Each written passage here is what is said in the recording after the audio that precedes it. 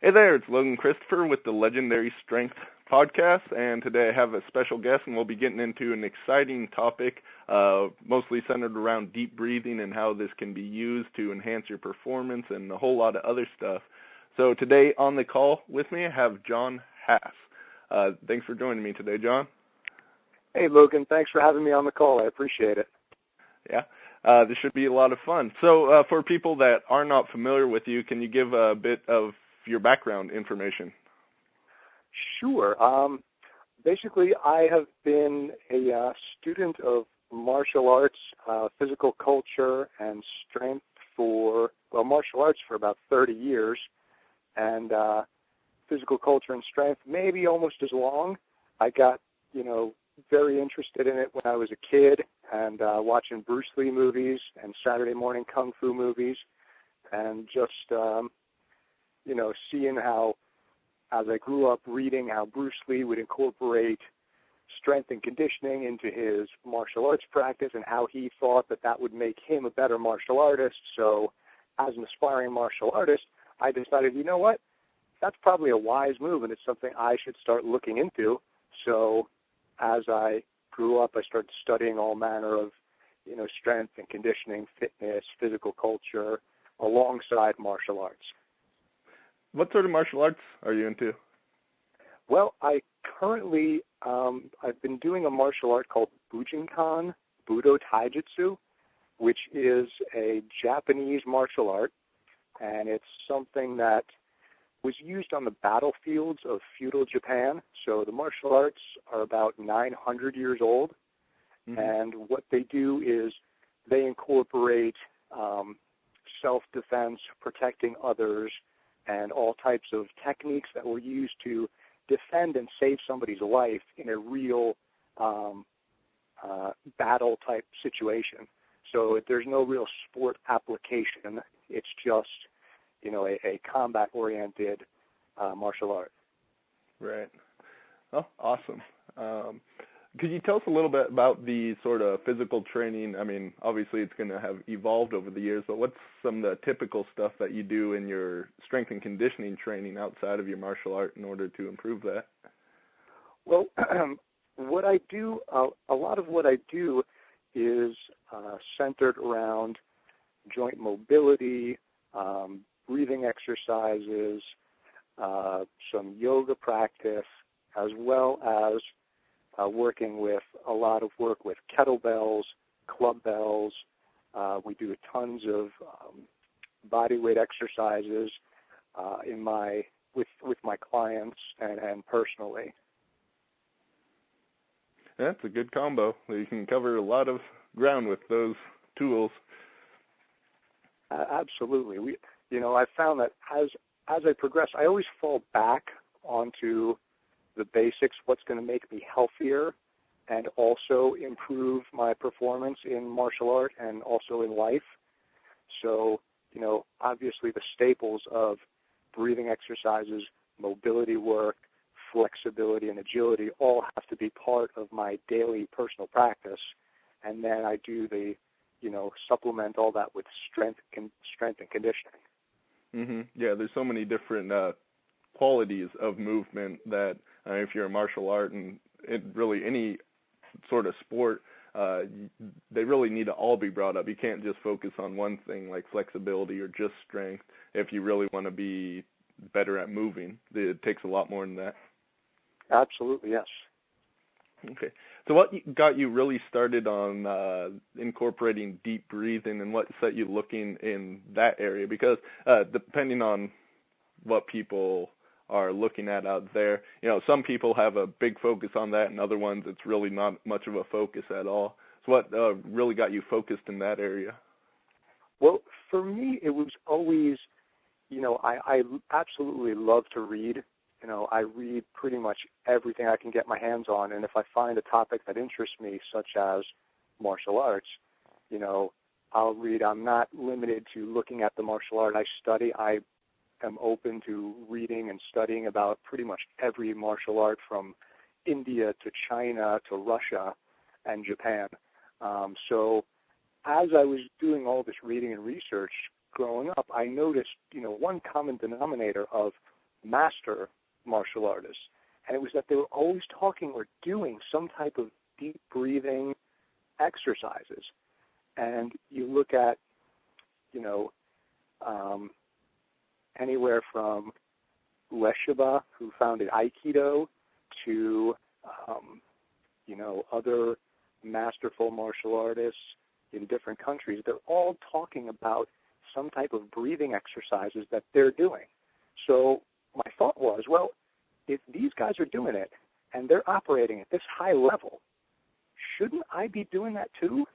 You know, isn't that something that I should probably try and research and understand and wrap my head around as to why they think that it's essential for their development?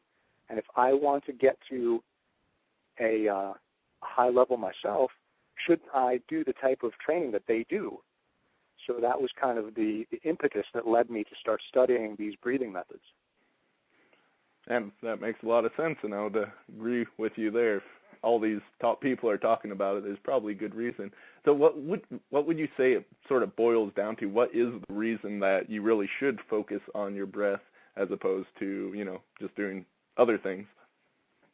Well, let me sidetrack a little bit, because what I found was that, you know, a lot of when we talk about breathing exercises today, most people are talking about a very relaxing, deep breathing exercise, maybe some type of meditation or something that you would do in a yoga class that's going to kind of, you know, calm you down and, you know, make you relaxed and feel good. And, you know, those things are very important to wind down and to, you know, for health and lower your blood pressure and stuff like that. But the real, for me, the real key was when I started studying Russian martial art. They have a slightly different take on breathing exercise, and it's using the breath to actually survive and thrive under stress. So the exercises are quite different from the normal, you know, inhale for 10 seconds, exhale for 10 seconds, and relax type exercises. So when I started looking at that, it kind of clicked, and I said, oh, you know, this is how you can start to increase your performance in a martial art or, you know, physical fitness, because all of these things are, you know, you're under stress. If you're lifting a heavy weight and you're pressing that kettlebell and you can't quite get the kettlebell all the way up, you know, how do you use your breath to make yourself a little bit stronger? Or how do you push through pain of doing a really severe conditioning set? You know, you have to be able to go a little bit deeper and use the breath to kind of guide the body. So that type of stuff was what really got me interested in breathing. So you're saying that really, since breathing is obviously tied into everything that we do, because, you know, if we stop breathing, you got some big problems there completely. But for every different application, whether that's martial arts or, you know, lifting heavyweight conditioning, there's different forms of breathing that you can do that will help enhance what you're trying to achieve. Absolutely, yes. Yeah. That's a great way of putting it. Because if we look at our nervous system, we've got two sides to the nervous system, right? You've got the voluntary nervous system and then the autonomic nervous system. And things like your blood pressure and your heart rate, they're all part of the autonomic system. So most of the time you can't really change them or influence them. But your breath is something that kind of spans both sides of the nervous system. And using the breath, you can influence your heart rate, your blood pressure, stuff like that, which relates to athletic performance. Right. Yeah, I've heard it said that the breath is one of the only things that can be both consciously controlled and just run by the unconscious as well. And because of that, that is what, you know, why it's so effective for allowing you to tap into these other things, and why it's a huge part of so many different systems. Absolutely, yeah. And I think, if you start to look at why these type of exercises have been around for millennia, going back to yoga in ancient India and up into China and in Chinese medicine and Qigong and, internal martial arts, why is the breath always so important? Well, it's obviously because it is. You just have to know how to correctly utilize the exercises to get the benefit, rather than just looking at it and go, okay, you're inhaling, you're exhaling, what's the big deal? Right. So assuming a person has really not learned anything about breathing exercises before, where would you start them at? What's like a basic exercise, or what would you do? Because some people like to focus on, the diaphragmatic breathing, making sure you're breathing in low. Is that what's your opinion on that? Well, I like to start them out looking at breathing at 3 different levels, and basically, diaphragmatic breathing being the lowest level of breath, the deepest level of breath, but then there's also an intercostal level, which is a mid-level, and even in the upper chest, a clavicular level. So there's 3 levels of breath that can kind of be, you can walk through with different types of exercises and just get people used to using the different parts and parts of their lungs to start to open up and increase their level of performance. Mm-hmm. So how would someone go about doing that if they have never given thought to their breath before? It's kind of hard to describe on a call. Mm-hmm. I'd have to show you. I could breathe for you, but I don't know if your callers are going to appreciate that. Just panting on the line. Okay, well, let's go a little further then. What about breathing for different aspects of performance? How does one go about mastering their breath to achieve these different things, like you were saying before? Well, let's take one example that I use with my clients regularly is using your, say we're at the gym and they're running through a very high intensity interval type training. So they're doing crazy, burpees, mountain climbers, kettlebell snatches, whatever the protocol is, but they are, they finish the round and they've got 30 seconds before the next round and they're completely gassed. So how do they recover their breath in order to continue at that rapid pace that they're trying to do? And there's, if you exhale really deeply, you start to lower the heart rate, as we talked about earlier. So a deep, deep exhalation will start to lower the heart rate, start to lower the blood pressure, and then if you don't inhale, you actually hold the breath on the exhale, it will lower it even more. So you would exhale really deeply, hold the breath for a little bit, and then allow the inhalation to happen. And do that several times in the course of the interval break you have. That will start to lower your heart rate and get you ready for the next round. So if you're breathing really hard, this sounds like it might be something a little tricky to do. Does it take some practice to get into doing this? Actually, it takes almost no practice. I've had people who, their first day doing some type of interval training, and I explain it real quick, and it's once you do it, you'll see the result almost immediately, and it's pretty easy to learn. It's just a deep exhalation. So,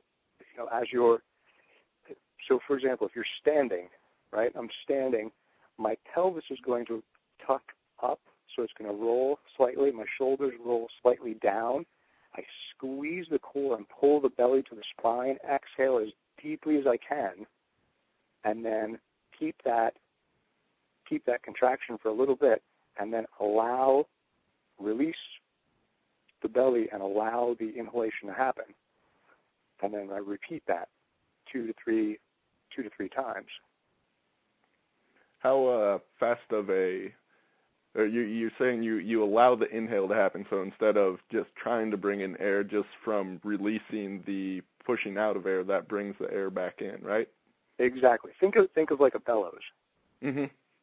Right? Yeah. So I don't force air into the bellows. Once I let it go, it sucks the air back in. Right. And then are you just, as soon as the air comes back in, you're blowing out once again, or do you pause a bit after that?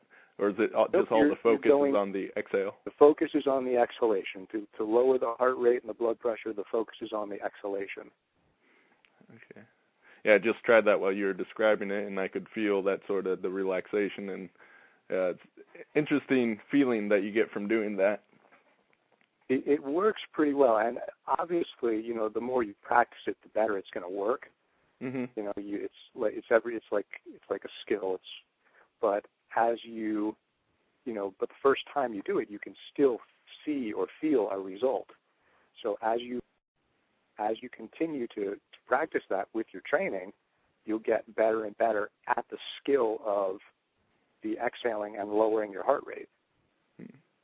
And it's just sort of a way to become more in tune with your body, it seems like, all the different breathing exercises, so that, like you mentioned before, by doing breathing exercises, you can learn to control your autonomic functions in the body. So just through a lot of practice, have you seen that you've gotten that kind of result just by doing a couple breathing exercises? You can, as you said, you get much better at it, so you can really calm yourself down or catch your breath much faster than you could do previously? Definitely, yeah. And also, it also works even if you're not in a exercise situation, but even if you're nervous about something, you're going into a big meeting at work, and you start to get really nervous because you have to speak or you have to present or whatever it is, you can do the same exercise and it's going to have the same effect. So right. it goes beyond, just using it in the gym or a martial arts setting. It's something that, you can do in daily life as well. Mm-hmm. Because every different state really, most people aren't conscious of it, but you do take on different breathing patterns. In order to be anxious, you have to really be breathing shallowly. So by doing a deeper breath, that's going to take you out of anxiety, because that is part of the state and the physiology of it. Absolutely, yes. Yeah. So what are some other breathing patterns that people can use for greater performance? One of the other things that we do is so this was a slowing down of and deepening of the breath, right, to kind of lower the heart rate. But you can also breathe more rapidly to start to increase the amount of energy available to the body. So, if we're doing, like the other day, one of my clients, we were doing pull-ups, and he was, he had gotten to about 10 pull-ups, and his goal was 12, and he was on 10, and he's struggling to get the 11th rep. So as he's on the bar, I'm telling him, breathe in through your nose, out through your mouth really quick. So, it's almost like a panting type breath. But as you do that, you start to increase the amount of energy available to the body and, push through pain a little bit easier. It's almost the exact same type of breath that they would use that a woman uses in labor. Mm-hmm. So it kind of helps to control pain, right? That's why they teach it. So he was able to get to the 12th rep by using this breath. Mm-hmm. So, to me, that's pretty cool. Yeah, I actually had that just happen recently. I was doing some front squats and aiming for a certain number of goal reps to hit as my goal on that. And my friend commented afterward that, well, you were breathing like out of control. And it may have sounded out of control to a casual observer, but there's actually a specific rhythm and pattern in what I was doing. I was like at the top holding the weight. I was breathing quite quickly, that sort of panting that you talked about 3 times real quickly, then going down, holding the breath, and then coming up. So there's specific rhythm and pattern, which I really wasn't even focused on how I was breathing, but that's how I was doing it in order to get those reps. Right, cool. That's good stuff. When you're doing your training, are you focused on your breathing throughout the entire time, or do you say after you practice it for a while, does it really become sort of an unconscious process? But you're doing the proper breathing unconsciously rather than just breathing like a regular person would unconsciously, but not really for specific benefit. Yes, it does become part of, to me, I consider the proper breathing to be part of the form of the exercise. So, if we're doing, whatever we're doing, if we're doing a kettlebell swing, right, I'll make sure that people are exhaling on the effort phase of the swing, and, it takes them a little while to start to match the breath to the exercise. And then, they always ask me, am I going to get used to this? And I say, yeah, absolutely. You're training your body, you're training your nervous system, and as you continue to do it and you continue to improve, you'll gradually be able to take that skill and transfer it to all your other exercises. So it's not something that you're always going to have to go, oh my God, how am I breathing again? The skill will transfer to all of your training. Yeah, I like that distinction that how you breathe is actually a part of the proper form in the exercise. If you think about it, breathing itself is just a certain muscular movement happening as well as, any sort of other movement. It is movement, so it is part of how you move in trying to do any exercise. Right, absolutely. And, you can come into my gym any day of the week and pick out any client and say, does Jon talk about breathing a lot? Like, oh my God, yes. But then they'll tell you a story of, how they were breathing correctly and how it helped them in their training. Mm-hmm. Yeah, I'd say this is definitely one critical piece that you need to look at, especially if you've never done it at all before. It is an essential component of really any sort of movement, especially if you're trying to achieve peak performance. Absolutely, agreed. So where could someone go to find more information about you and even more on the breathing? Well, they can check out my website, which is warriorfitness.org, and on the website there's you can see I actually have a product that I've put out called Evolve Your Breathing, which is all of the breathing exercises that I have been using by myself and in my training and with my clients for over a decade. So it's stuff that I've researched, I've trained myself, I've taught other people, and I've had very good results with. So I put all of those exercises into a product, and I call it Evolve Your Breathing. So that's a great resource to check out if you're interested in the topic of breathing for performance. Yeah, and I have to say it's quite comprehensive.